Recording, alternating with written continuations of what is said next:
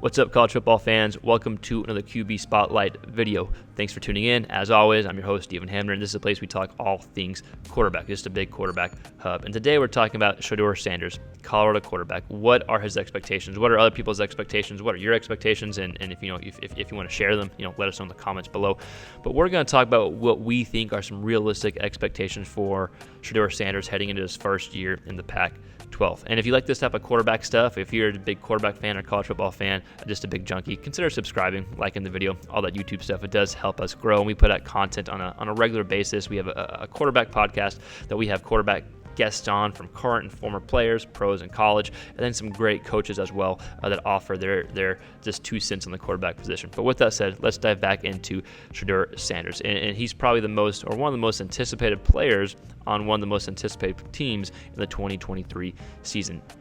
And you have all these expectations around him. You have, huge fans saying Heisman, best quarterback in the Pac-12. Right? You have a bunch of haters out there saying, he's gonna flop, or Colorado's gonna be the worst team in the Pac-12. Right? So you have like these two opposite ends of the spectrums. But what are some realistic expectations for Shedeur Sanders? Well, first, let's look at the Pac-12 and their quarterbacks as a whole.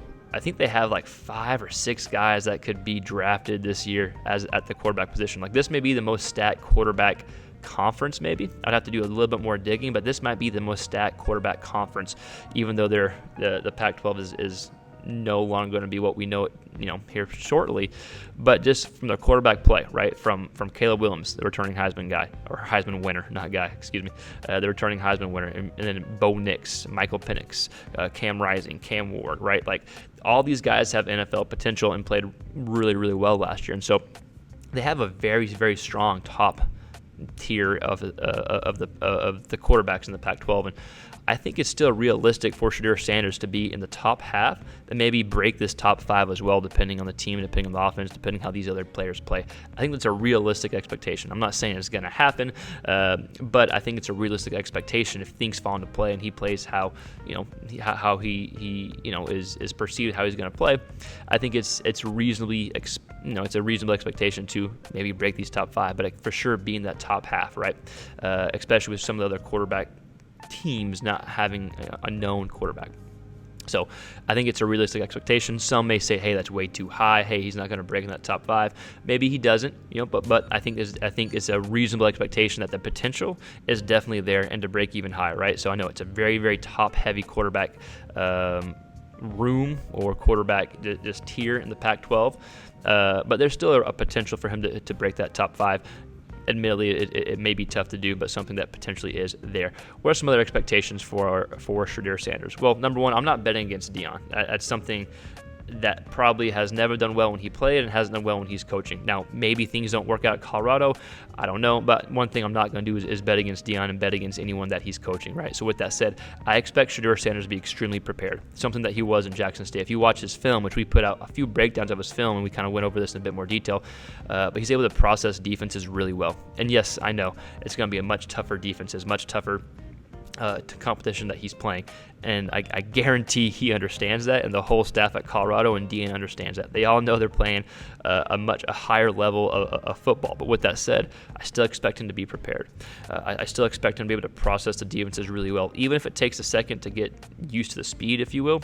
But I think he's going to be able to process defenses really well. Something else he did well at Jackson State was throwing with anticipation. I still expect that to happen because I expect him to understand the offense, right?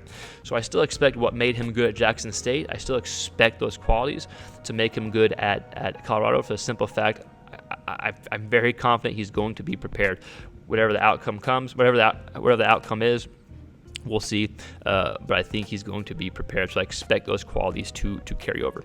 Again, not betting against Deion, right? That doesn't mean I'm betting, for him or betting in general, but one thing I'm not going to do is bet against him because it could be an exciting year. Also, with that said, Shedeur Sanders had 70 passing touchdowns at Jackson State to only 14 interceptions. That's right at a 5-to-1 ratio, if my math is correct, right? That's a lot of touchdowns to not a ton of interceptions compared to the touchdowns that were thrown. So I would expect that ratio to be in that ballpark because Sean Lewis's offense, I think, is going to do a good job getting the ball out quick, right? I expect the balls to come out quick in Sean Lewis's offense. Again, we have a film breakdown over Sean Lewis's offense and how Shedeur fits in that, right? But I expect the balls to come out quick. I expect a lot of passes that are high or easy completed passes, and then able to take some shots, take the top off the defense, if you will. But I expect some short, quick passes. They're going to be running the RPO, and they have a fun offense. If you haven't watched that offense, go watch some Kent State clips. But then I expect them to be able to take some deep shots after getting some quick passes and kind of maybe getting the defense to creep in. I also expect Shedeur Sanders to have more rushing yards because of the offense that he's in. Maybe I'm wrong. Right now, he wants to pass. His first instinct is pass. He's a quarterback. He's looking to pass. But with Sean Lewis's offense, he does use that RPO scheme. I think he does use the quarterback's legs probably a bit more than maybe Shedeur. His legs were used at Jackson State, so I would expect some more rushing yards. Also, too, with the defenses being at a higher level, some of the ability to run could get the defense out of position a bit more and help get the offense rolling, offense started. And I also still expect them to put up some points. Especially with the schedule they have, right? They open up with TCU, who I know went to the national championship last year, and I'm not going to claim to be some expert on their roster or the defense, but they did give up 30 or more points 7 times last year. Don't know if Colorado's going to score that or not. They scored 13, I think, in the opening game last year against TCU. But I would expect some points from Colorado and points from Shedeur Sanders. Right after that, they got Nebraska at home. So you got your first home game. Then you got Colorado State. And then I think you start getting into conference play, if I remember correctly. Is it Oregon, USC, or USC, Oregon? And then you got Arizona State. So I would expect Colorado to still score some points and Shedeur Sanders to score some points and put up a good season, right? So with that said, I expect him to do what he did well at Jackson State, to carry that over and do well at Colorado, processing defenses, being prepared. Again, yes, I know the argument, he's playing against tougher competition. Well, of course, he understands that, right? No one has to tell him that. So I think he's still going to be prepared, right? And again, I'm not betting against Deion, right? But with that said, offensive-wise, I think they're going to take some quick shots. I think he's going to be running the ball more, and that's going to open up some deep shots that hopefully he's able to take on. I still think it's a realistic expectation to be pushing to be a top 5 quarterback in the league, if not higher. I'm not saying it's going to happen, right? There's a lot of stuff, a lot of factors that go into play, and like I said, I think the top 5 quarterbacks in the Pac-12 going in are pretty good. And even some of the guys I didn't mention, like Jaden De Laura, if I'm pronouncing that right, but at Arizona.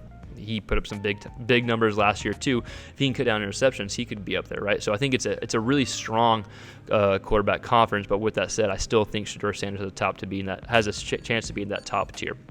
But with that said, that's kind of the expectations I think are realistic. It's not putting like Heisman hopes, even though I'm not, I wouldn't rule it out, but it's not putting out Heisman expectations, but it's also not saying that he's going to bottom either. I think they're realistic, positive expectations that, is kind of just our take on things. But football fans or quarterback fans, Colorado fans, whoever's watching this video, I do want to hear from you. Am I an idiot? Am I extremely wrong? I know a lot of the comments tend to tell me that sometimes, but then there are also some kind ones as well. So let us know in the comments below your thoughts. What are your expectations of Sanders and maybe just the Pac-12 in general, the quarterbacks? Let us know in the comments below. Let us know what other quarterbacks you would want to see this kind of expectation video before the season starts. Again, thanks for watching. Subscribe, like, all the YouTube stuff. We'll see you next time. Peace.